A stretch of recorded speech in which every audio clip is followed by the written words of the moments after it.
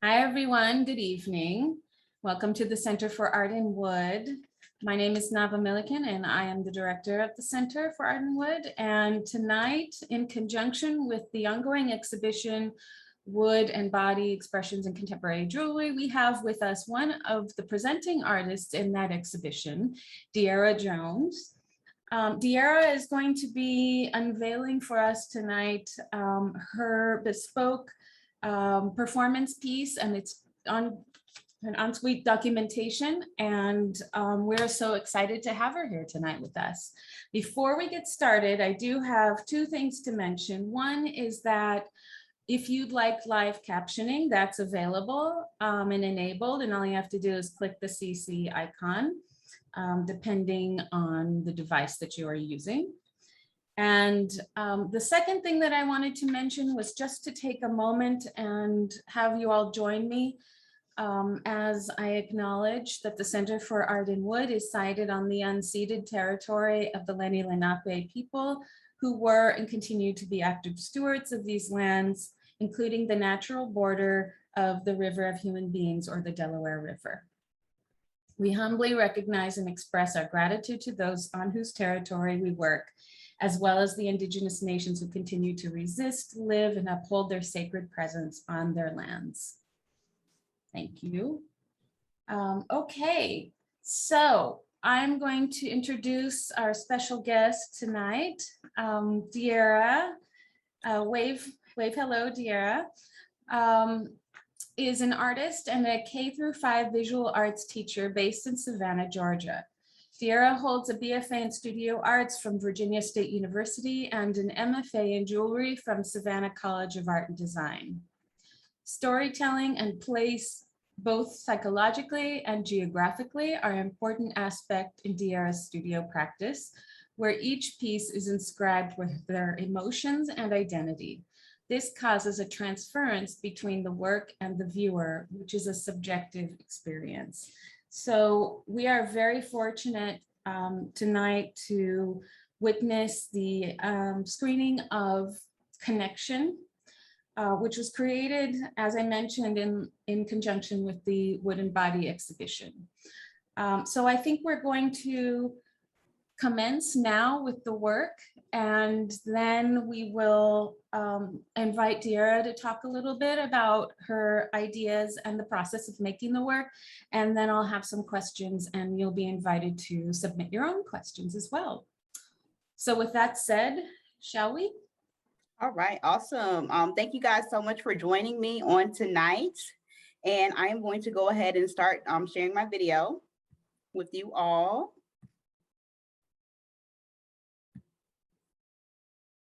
All right, hopefully you all can see it being shared now.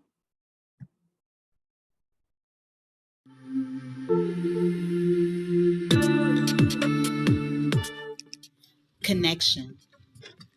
A connection is an experience that molds and shapes who we are. It is a relationship and a bond that is welded together. A connection speaks freely. It has a voice. It can be trusted. A connection is like a ring. It carries every bend and mark that makes it special. It is long-lasting and cannot be erased. A connection is like the strike of a match. It instantly provides fire, but can burn out suddenly. The human body longs for a connection, an experience, a moment, a time. A connection can be anything. It can be an emotion, a name. It is whatever that grasps your attention. In this performance piece titled Connection, I ventured to Forsyth Park to connect with the public to get their perspective on what a connection is. After each conversation and interview, I allow each person to take a piece of the experience represented by ceramic pieces, which symbolizes the body.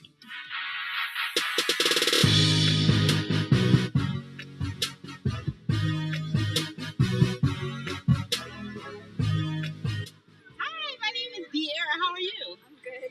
Good. All right. So today I am here presenting my piece titled Connection, which is pretty much a ring that symbolizes the connections and the experiences that we make. And my whole goal for today is to interact with as many people as possible to get their understanding of what a connection is. So what do you think a connection is?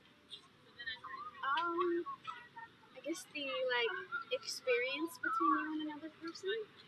Yeah, okay. So yes, an experience between you and another person. So how have you, I guess, been able to connect with others within the past year and a half, especially since COVID? I guess really trying to go out of your way to understand one another, on a deeper level than just talking to people and really understand how people are feeling. Okay. Thanks so much. And the last part of this, I would like for you to take a piece of ceramic outside of the ring. And this pretty much symbolizes the experience that we had together just now. And it also represents the body as well. Cool. Thank you so much. Thank you. Have a good day. You too.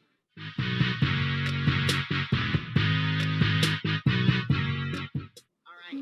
Hi, my name is Dierra. How are you today? Good, Dierra. Good. I'm fine. So I'm an artist and I'm jeweler here in Savannah, Georgia. And I am basically going around asking the general public what a connection is. And that's the title of my performance piece here, Connection. And I pretty much just want to know, what do you think a connection is? How do we form connections? Communication, a friendly smile, just even a smile brings people together. Openness, to be able to step out of your comfort zone and talk to people that you might not normally talk to, and community. I gotcha. So when you come out here, I guess, do you come out here often? This is the first time that I'm here. I just moved from Florida a month ago, so I'm still learning my way around. Oh, awesome. Well, I'm glad to, I guess, be a part of that connection, actually. Yeah. So, yes. So how have you been able to, I guess, connect with others within a year and a half dealing with, like, COVID and everything?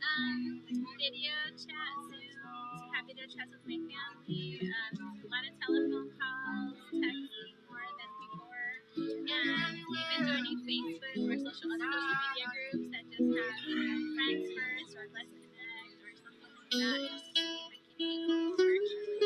Okay, awesome. Nice. Well, it was nice meeting you, but the last part that I want you to do is take a piece of ceramic from the center, and this pretty much symbolizes our experience we just had together, and I really truly hope that you build many connections here in Savannah. Thank you. Awesome. Thank you so much. I look forward to seeing more of your artwork. Of course. Thank you.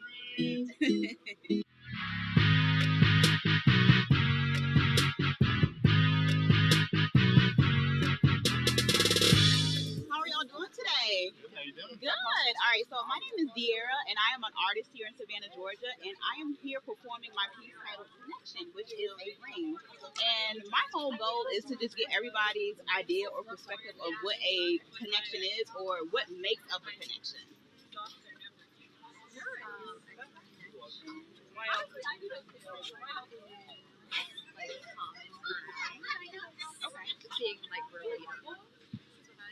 Okay. Do you want to? Sure. Yeah. I guess something that like brings two dissimilar thoughts or together, kind of like unity. Okay, so creating unity. So how have you guys been able to, I guess, create unity like with other people like this past year and a half? Like how have you been able to do it? Right. Yeah, I guess I do a lot of outdoor activities that I was still able to do, like, being outside, hunting, fishing, that kind of stuff. So I was able to create unity with my friends and partners that way, but also just like with the natural world. Okay, cool. I love that answer. So I'm just going to let either one of you choose one of the connections out the center. This pretty much symbolizes our experience together, and it also symbolizes us as being, human beings. So the ceramic represents that. All right, so awesome. Thank you guys so much for hosting. Thank you. Awesome. All right, have a good one.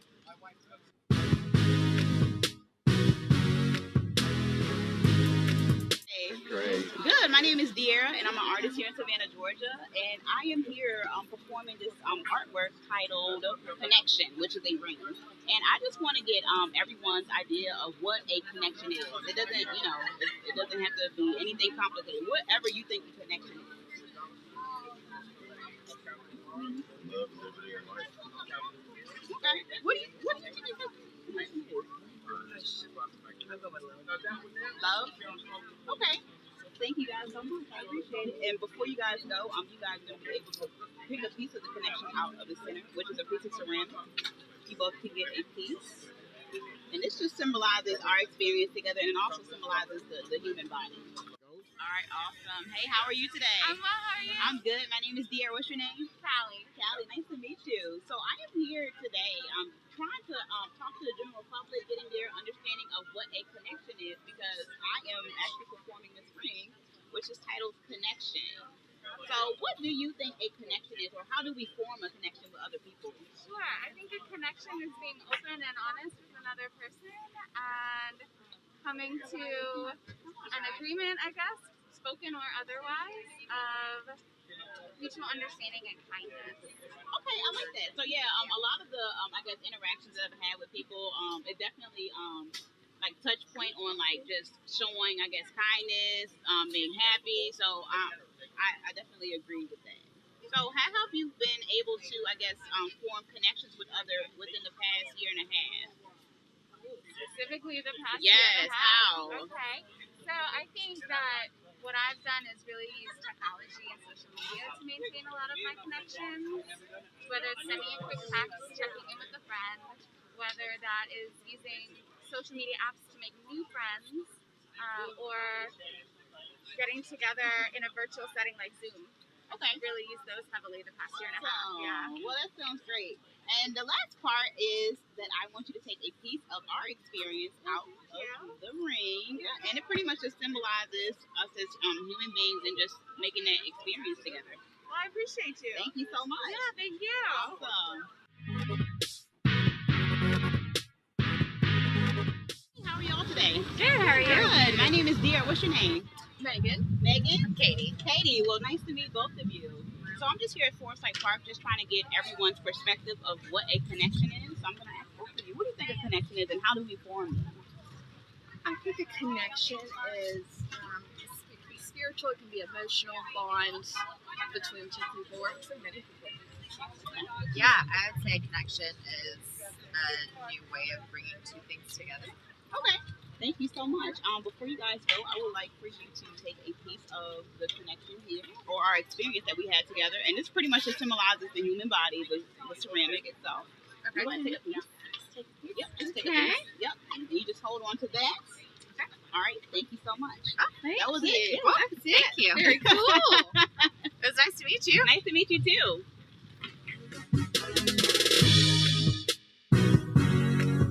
How are you two doing today? Hey.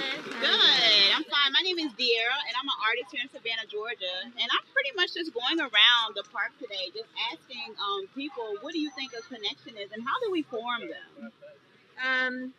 Well, I'll use my daughter as an example. She's away. Her husband is military, so she's away. So we make a point to always stay connected, either by phone, by video. We make a point to travel, if we have to even travel halfway and meet in the middle, just to stay connected. I just think that's so important, especially these days. This is my niece, my grandniece. Hi. She's been with me for about a year, Okay. and I think so. It's just important to especially as far as family is concerned, just be present in each other's lives. Check on your family. Call. See how everybody is doing. I think it's more important now than ever before to just make sure everybody's okay.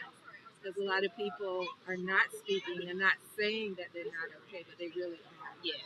So it's up to us as family to keep those connections going, so we know that everybody's okay. If somebody needs some help, we can step in. Yes. I like what you said when you're saying that a lot of people are silent, and I also believe that a lot of people are silent. A lot of people are getting depressed, even now, like within the past year and a half. You know, it's just not saying anything, because they don't have anybody. Right. So I think it's important to just reach out. You haven't talked to somebody in a while, just make it a point to give them a call. Invite them to lunch. Anything to just keep that emotional connection going. Yes. Thank you both so much. And the last thing, you guys are going to just be able to take a piece of the experience in the middle. You can take a piece. Yep. Go ahead, take a piece. Yep. Okay. Did you want to take a piece too? Did you? All right. Thank you. Thank you so much. Thank you. All right, you both have a great day. You too.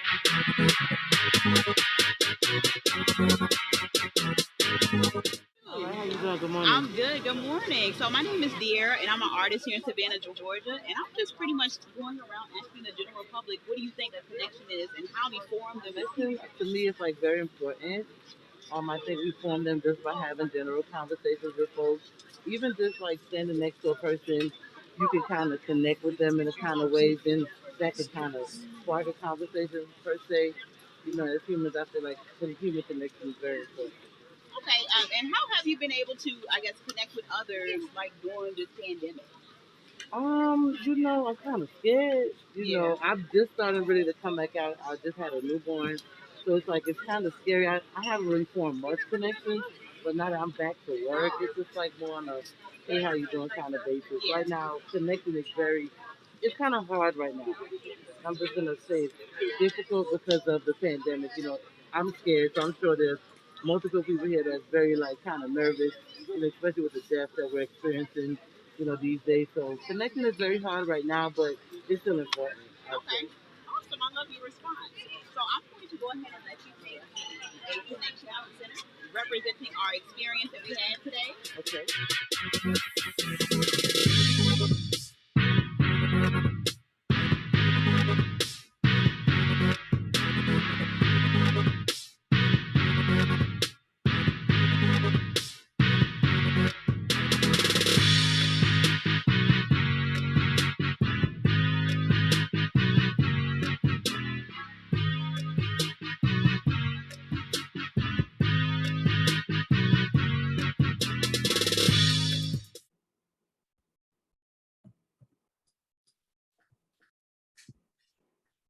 All right. Thanks, Dierra. Thank you. So as I mentioned earlier, I'd like to give Dierra a few minutes to talk about her motivation and inspiration for creating this work. And then I have a few questions. In the meantime, please contribute your questions to the chat, and we will make sure that they get to Dierra in the course of the conversation. All right. In the I guess making of this piece, I was just thinking about, you know, just people in general, because I love people altogether. I love talking to them. I love communicating with them. And I just wanted to create a piece that was about people and experience, because a lot of my past work that I've made that's jewelry based is about the experience and, you know, how we're able to create stories with other people. And I just wanted to create a performance piece that just incorporated everyone. The first performance piece that I ever did was back when I was in grad school at SCAD, and I created a piece using a stainless steel bucket, as well as, you know, something that I wore around my face. And it was only captured through photograph or photography. And I just really wanted to create something that involved me actually going out into the general public and just talking to people. And as I was telling you guys, a lot of my work is definitely about storytelling, it's about place, it's about the experience altogether. And I also wanted to just use materials within my work that would capture the story. So whenever I'm making jewelry, I don't necessarily, I guess, think about the preciousness of the material, like, you know, sterling silver and gold. I oftentimes think about the story that is behind the actual material itself. So some of the material that I use in connection, as well as some of my past work, are ceramics, of course, because my background is ceramics. The ceramics for me represents the human body itself. It makes me think about our ability to just be able to like mold ourselves. So when you think about clay, we have to wedge the clay. You know, it's malleable. We also think about the different stages that the clay also goes through, how when we work it, and then once we let it to sit out and dry, how it becomes, you know, leather hard. And when we think about wood, I also use wood in this piece. I connected to nature, and I also connected to our mind psychologically, how sometimes, we just can't control how we think sometimes, how nature is also, very chaotic. We can't control nature. We can think about, just being in a location, especially for me here in Savannah, Georgia, how sometimes it will literally rain in like one spot. And then next thing you know, you drive over to the next area. And then next thing you know, it's not even raining. So I just look at it as just being very chaotic and how our minds are sometimes. And some other materials that I use in my work, electroforming. I haven't used it in this piece, but I also see it as a protective layer or a coat where we're able to, protect ourselves as well. And another material that I used in this piece was actual concrete. So I use concrete, and I think about, the hardness of the material, and, how it can also represent as, or be represented as a, protective layer as the electroforming as well. So I definitely try my very best whenever I'm making to choose materials that are actually able to tell a story for my actual work itself. And that then becomes the value of the piece rather than, the preciousness of the material. That's fantastic. Thank you, Dierra. That was, well, you answered a lot of my questions, but I think it just opens opportunities for a deeper look at these works. So you gave us some background into the development of the work, but I wondered if you could talk a little bit more about the methodology of performance.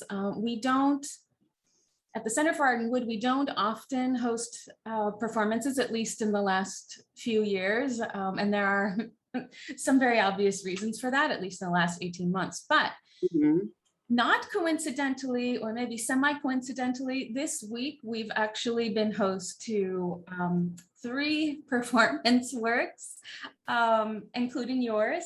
And so I'm interested to hear a little bit more about your access and the way that you're drawn to performance as a medium, and the kind of criteria that you involve when you're developing a piece.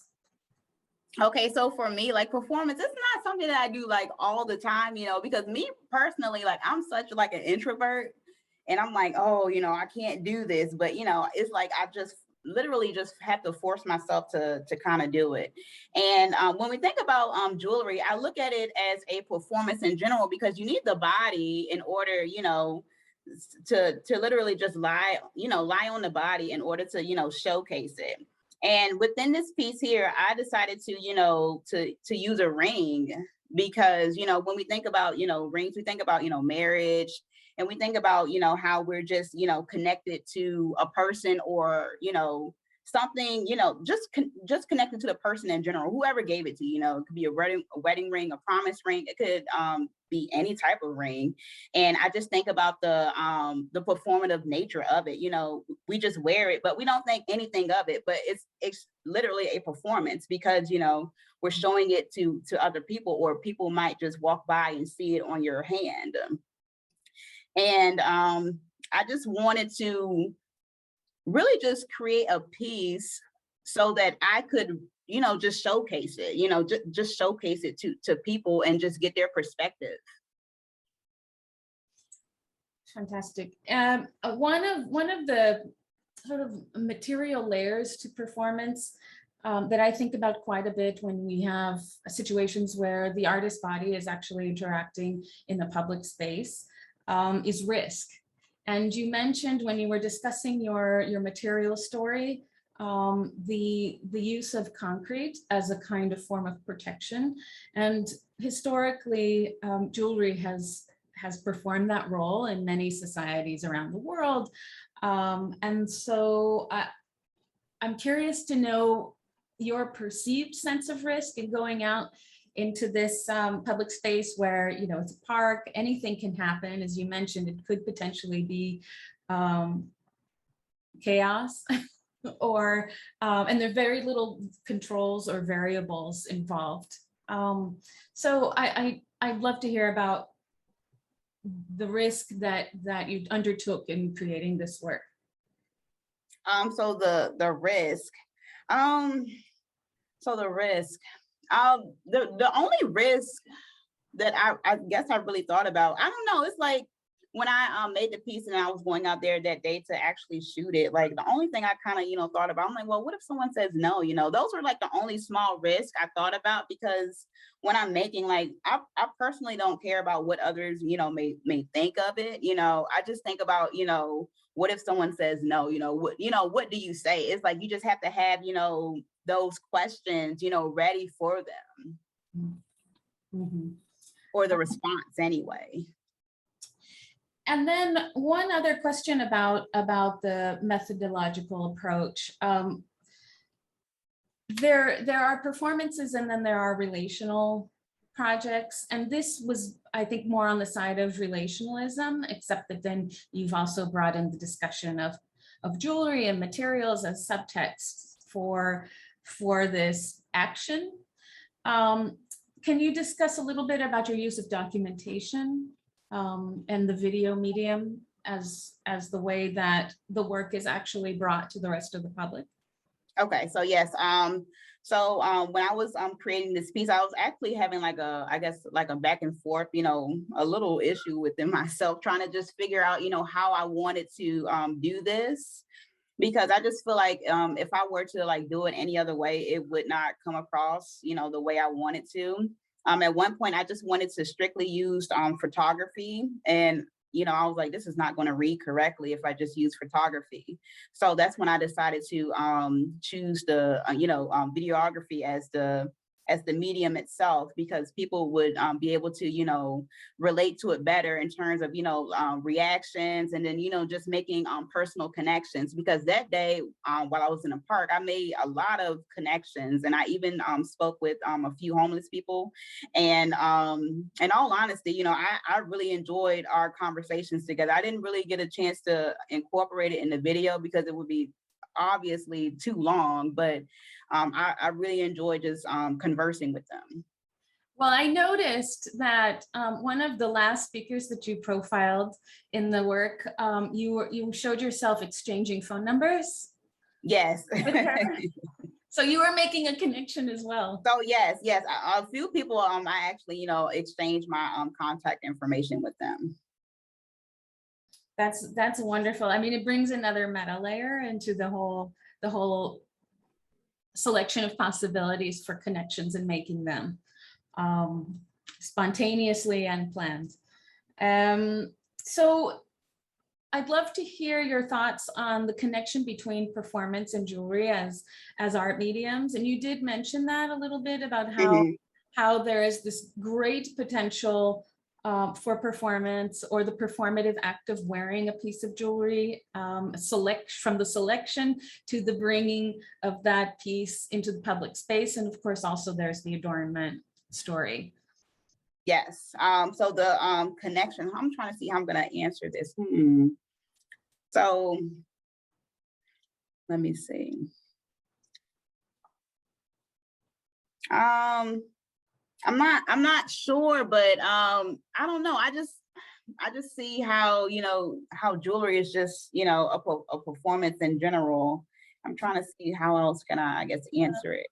Well, I think in your explanation initially, you created a sense of fluidity between mediums. So they didn't really seem like separate artistic mediums at all. It seemed very kind of continuous. Yeah, for me, I don't see, I guess, how it's, separate in a way. I mean, I guess it depends on, how you view the jewelry field, honestly, depending on, because me, I see myself, as a contemporary artist, and someone else who might, see themselves as, I guess a fine jeweler, they wouldn't see the connection. But, me, seeing myself as an artist, I see the connection being formed. And then this question of the public statement that wearing jewelry can create, and then this work, which is using that vessel quality of the jewelry piece that you created as a way of fostering shared experiences. So yes, jewelry as being, I guess, a vessel. So when I think about like vessel, like I've been like, I guess, creating like a lot of vessels and like a lot of even my like previous work. And I just think about, you know, a vessel as like being a holder and just being able to like carry like your experiences. And a lot of the times when I created a lot of, I guess, vessel or, you know, bowl shapes in my artwork, I oftentimes, you know, related it back to like even like my childhood and, you know, some of the rough experiences that I dealt with. And I guess aside from that, I wanted to, I guess, create this shape, you know, that kind of had like a positive outlook rather than something that was, you know, negative and something that reminded me of my childhood. There are a lot of discussions, both, I don't know, cultural as well as contemporary, that position the body as a vessel, particularly the female body. So this centering of a vessel as being a site for collecting, but also distributing connections. Yes.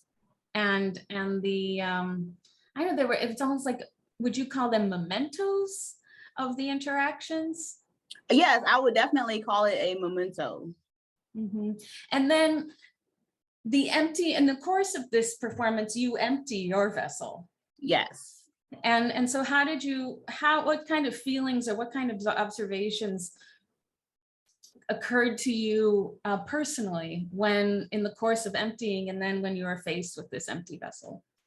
So me just giving them away, you know, it actually made me feel, you know, pretty, you know, like I felt like accomplished in a way, you know, just being able to, you know, to give them away. And then me just wondering, you know, like what are the people, you know, what are they really going to do with them, you know, once they leave, you know, like are these experiences going to get tossed away, you know, are they going to, you know, save them, you know, where are they going to place these experiences? So that was my, you know, my question, you know, after I gave those experiences away. And then, so among the people that you actually connected and followed up with, they share that with you? What did you say? Did they share the way they interact with the pieces afterwards? So like a few of them, I haven't really heard from them, but you know, a lot of them really just wanted to, you know, I guess watch the video to kind of like see. They wanted to, you know, actually watch the performance and you know, see what, you know, what it was the other people said. So yeah. And before taking their own stand. Yes. And then do you view those people and the connections forged in the course of this, what ends up being from our point of view, a 15-minute peek into the action? Do you view them as also kind of materials and part of the overall action? So yes, I include them as a, you know, as a part of the actual experience or the performance itself.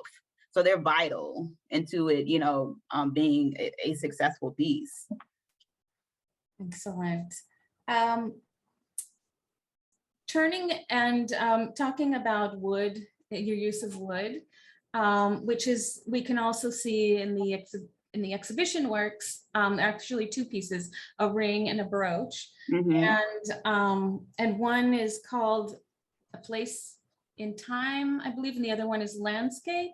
Yes. Yes. And they also involve the same kind of material story that you've outlined here, electroforming, and then the use of wood and clay, and then gold leaf. And they have they have this mysterious quality about them. They seem to come partially from nature, but then it's not a natural form that any of us have ever encountered before. And this is what initially drew me to your work, Dierra, when I first met you. I have never heard anyone frame their use of wood as a connection to the uncontrollable character of nature and the potential for chaos. That's fascinating to me. But yes, I don't know. It's like when I think about it, that's the only thing like my mind goes to when I think about wood anyway. It really is. I mean, it's also, the foundation of, things too. When we think about like a house, we think about the foundation of the of the house and, how sturdy it is and, just the overall structure of the wood. Yeah, it does bring a sense of familiarity. And I mean, wood is a part of all of our lives, even in contemporary society, with the opportunity to use different kinds of materials in our built environment. We still surround ourselves with wood. And and that, I thought, bringing that recognizability into these works, into the ring that was part of this performance, as well as the works that are in the exhibition, which seem to be very much part of the same series, does visually connect to nature, but there is also a practical wearability side. Wood is lightweight, it's warm on the body. And is that part of your consideration as well in your use of it? The weight of the actual piece itself? The physical qualities of wood. So can you repeat it one more time? I'm sorry. How do you approach the physical qualities of wood when you're creating your work? The physical qualities. So the physical qualities of the wood, so usually like when I'm using wood, I go around collecting it, or like some of my friends, would give it to me. But in order to actually make it like a piece of jewelry, or make it functional, I would have to, of course, try to kill all the bugs and insects that are that are in it, because of course we know that bugs live inside of wood. Yeah. So I guess in terms of, the physical qualities, me just trying to, make something, that, we use in, for building and, all these other things, just making it functional for jewelry purposes. So I want to hand it over to our viewers today, but I did want to ask one more question. Yes. And that would be, what are your thoughts about your next performance? So my next performance, it's like I have so many ideas in my mind. That's the thing. And some of them, I haven't like really, started yet, but I'm like, I really need to start them, because it's like when I think about them, I just get, really excited. Mm-hmm. So a piece that I've been really wanting to, really just make is a piece that pretty much deals with, money itself. So the actual dollar bill, I've been just thinking about this piece like for the longest time, because when I went to the PMA, the Philadelphia craft show, one year in 2018 with some of my fellow peers at SCAD, we just encountered like so many people, and like I was just so fascinated by the vast amount of people that I met that night. And I know that opening night, some of the people would pay a lot of money to get in, and that night when I left, I saw like a lot of homeless people like outside of the center, and when I see that, it really touches me, because I absolutely love people. I really do. And for some reason, I just wanted to like create this piece with the dollar bills, and make a ring out of it, and, start giving them to, some of the people, but also, question the value of, would it be valuable even if it's, made out of $1? That was going to be my question.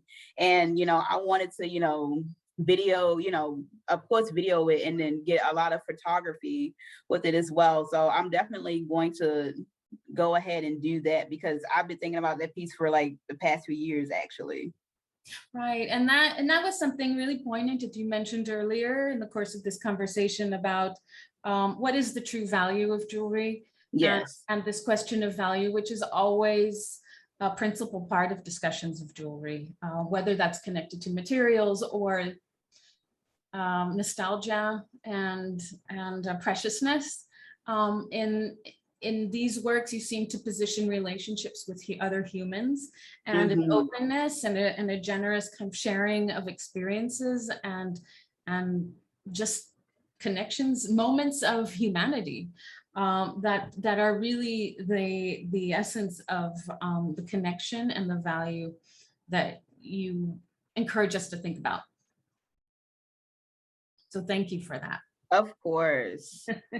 We certainly need it in this time, as evidenced by your enthusiastic participants in the film.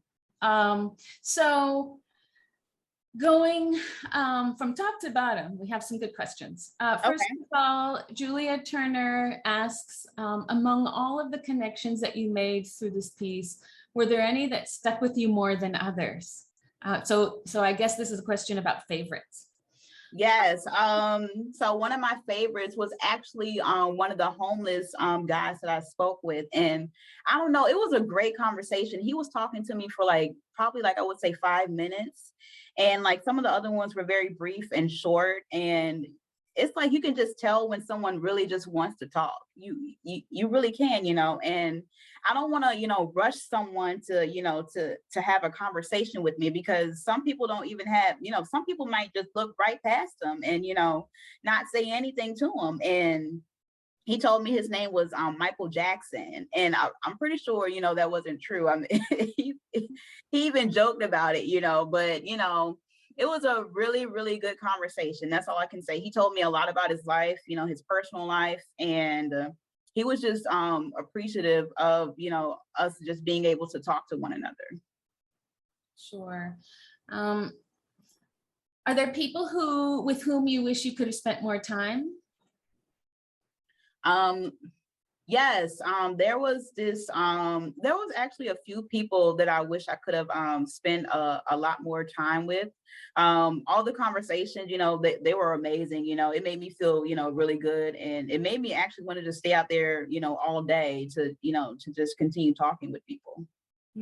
Overall, how much was all in the course of one day? So yes, all in one day. And I probably talked about I'm not quite sure, but I would say maybe I talked to probably 20 people, I'm thinking.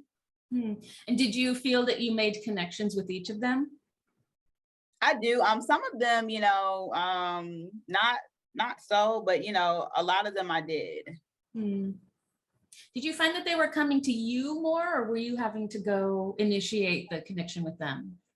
Some of them, people would, I would have the ring, of course, in my hand. Some people, automatically were attracted to it, just trying to figure out, what I was doing. A lot of people were just following along. And it was this one older woman. She literally was just following and trying to figure out what I was doing. And I was trying to track her down so I could talk to her, but I couldn't find her after a while.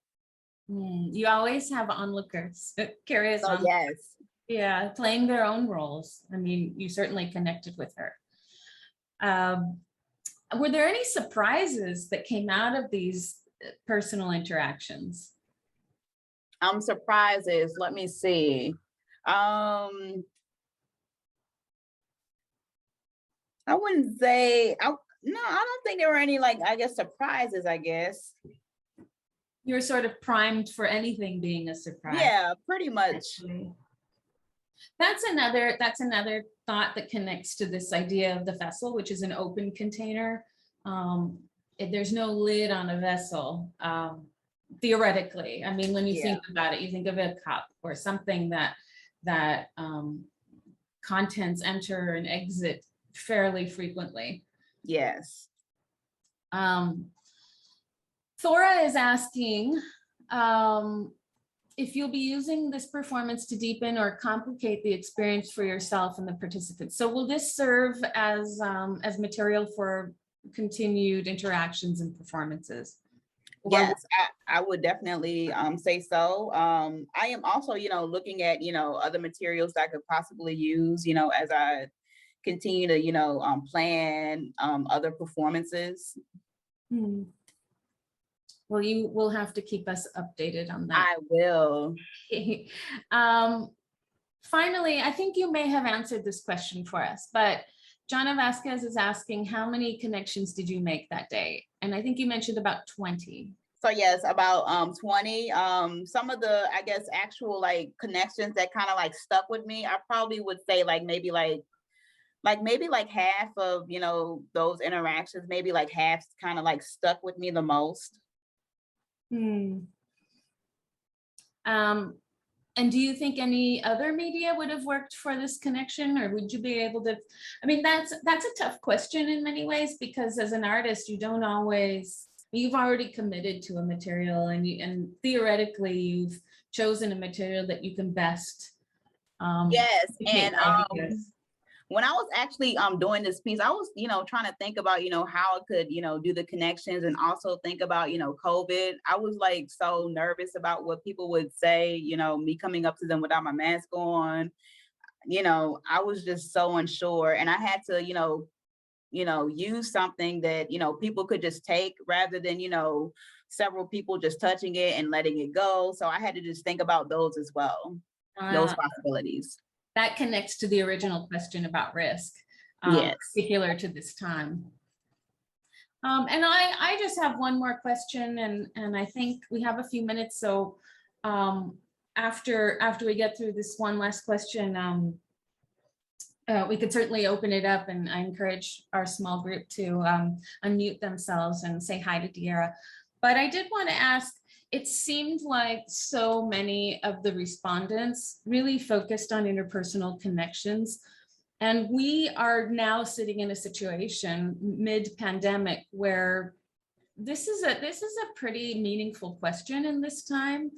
I mean, my assumption, having watched this a couple of times now, is that the yearning expressed for interpersonal connection seemed particularly poignant. It was very much on the minds of your respondents. It's not like people were deliberating and saying, let me think about this. They all kind of focused on ways of maintaining important connections between people and loved ones, or methodologies that they were using to make sure that they were in connection with people.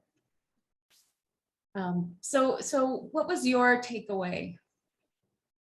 So I guess my takeaway, I guess, from the general responses, is just, because a lot of them were saying, to be positive, be kind, and, just loving other people. And when I think about jewelry, I guess not only do I think about it in terms of like the actual materials that we use to like tell a story, I also see how it is represented by the words that we speak. Because I guess a few years ago, I came up, with the conclusion that jewelry can also represent, some of the words that we speak and how people can wear them, because our postures and our gestures change based off what people tell us. So, you can say, well, hey, you're ugly, they're going to wear that on them. They can either choose to wear their head down, or, they're going to walk a certain way. So I just see how jewelry can be represented by so many different things. Well, with that thought, thank you so very much for sharing this work and your connections with us. And thank you for connecting with the Center. Thank you so much. And our audience, I'm sure everyone would like to say hi and how much they appreciated your time with us this evening. They don't have to, only if they want. I have something to say, as Nava probably figured I would. I really enjoyed your project, but as I just wonder, as a person of a Black person, of a female-bodied Black person, was it any kind of barriers to, did you feel any kind of barriers to connecting with people? Because I noticed that in different times in my life, there have been all kinds of barriers based on other people's perception of me, and because of the color of my skin, because of the way they perceive my gender. And did you experience any of that, especially in a place where, let's just say, the Atlanta metro area has a challenging track record about those sorts of things? Gotcha. So I guess while I was out, I didn't really, I guess, experience that. Because I know for me, it's like I was just trying to look as happy as I possibly could, so that people, I guess, wanted to kind of like interact with me. There were like a few people that I just kept walking past because I just knew, based off of their facial expression, I didn't want to deal with it, so I just kept walking personally. Yeah, I can empathize with that. I just imagine, I try to put myself as an artist in your position, as asking people about their ideas for connection, but at the same time, not sure if I really want to connect with people in that way myself, because I'm an introvert, but connection is so essential to being a human, but it's still a part of myself that feels the need to protect myself. Mm-hmm. Even if I don't perceive a threat, like an immediate threat, just in the world, I might. Yeah. I feel like there's some need for protection. Yeah, I definitely get what you're saying. I guess for me, like when I first moved to Savannah, where I'm still currently living now, for me, like I really did not trust a lot of people, and I was just so, I guess, boxed in, and I was just so quiet. And then like the more, I guess I've been here, I've been, more willing to open up, because I just feel like sometimes, we can't close ourselves off too much. We have to at least be somewhat willing to just want to be able to open up and connect with others. That's true. Yeah, I think that there's not a lot said about the vulnerability of the artist body in public spaces when you're opening yourself up to spontaneous interactions as part of performance. I think it. Correct me if I'm wrong, but is it part of just entering that mindset of performance, knowing that you're deliberately opening yourself up, that makes you feel like more comfortable in that role? So yes, for me, it's like when I committed to this, I literally had to tell myself, I can do this, because sometimes like I would literally just wake up and say, I can't do this. But I have to literally give myself the mindset to say, hey, I can do this. And I also, I have to put myself in that, performance role to just make it happen at that point. Even if I still feel so uncomfortable, I just have to say, hey, I'm the performer. What's going to happen if someone tells me no? You just keep going and just keep going to the next person at that point. Yeah, because I think it's something I really I like the idea in theory, but basically as soon as I leave my house, mask goes on and AirPods go in, and that's how I am until I come back into the house or go into a space where I feel comfortable. So I guess, well, obviously I'm not a performer, but I have tried that sort of work, but it was always like, the people that are there entering the space that I created. So going out into a space where a neutral space is just, I'm having a hard time wrapping my mind around it. I gotcha. But no, yeah, I definitely understand what you're saying. I really do. Thanks, Nishay. Good evening, everyone. I was wondering if I could say something. Please do. Hi, I'm Jonna Vasquez. Dierra was my elementary school student, so I've probably known her since she was 4 or 5 years old. And I'm glad that I'm able to stay connected to her, through social media, and to be able to connect with her this way, to see her artwork. Everything she's saying is so absolutely true. If I had to pick out of all of my 27 years of teaching, the student of mine who was the most quiet, it would be her. And yeah, so everything she's saying about her being an introvert is so true. And I'm just so extremely proud of her. I'm almost in tears. First of all, congratulations on this Thank work. you. But I'm so extremely proud of her just to see how she has totally come out of her shell, you know, through being an artist. And I'm always intrigued by when she posts her works and what the inspiration what her inspiration is, and I'm just so intrigued by it all. And I just want to, you know, just congratulate her and let her know, I know you totally stepped outside of your comfort zone, but continue to make that push, because that's only going to make you stronger and only going to make you better. And this particular work, you know, when I saw connection, I didn't get it just by the word. It didn't resonate with me until I actually saw that video and saw that performance piece. And I don't know if you know this about me, but I am a performer.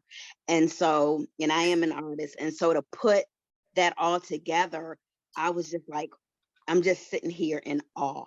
And I just want you to know how proud I am of you. And I just want you to continue to do you. Thank you so much. I appreciate it. But yeah, when I saw you come in, I was like, oh, you came. I didn't even think you were coming. I didn't even know you were coming. Oh, thank you so much, Donna. I have nothing to offer beyond that. That was just beautiful and generous, and so meaningful. We're sharing in your praise of Dierra all around. Thank you so much for being with us tonight. Thank you. Thank you. And for connecting with us.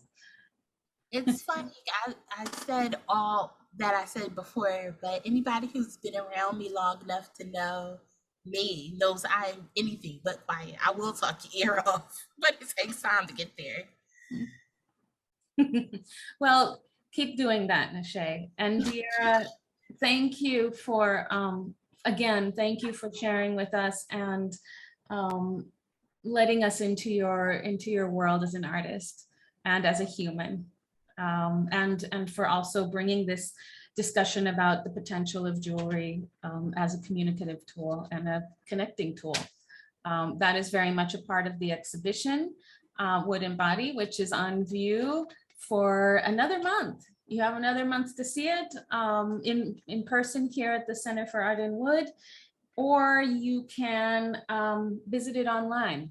And these wonderful talks that accompany it, which are as much a part of the exhibition as the amazing discourse that's circulated around it and the pieces, of course, that speak for themselves. So thank you so much for joining us tonight, everyone. It's been a real pleasure sharing this hour with you. Thank you. Come back. Thank you so much. Everyone be safe and take care of each other.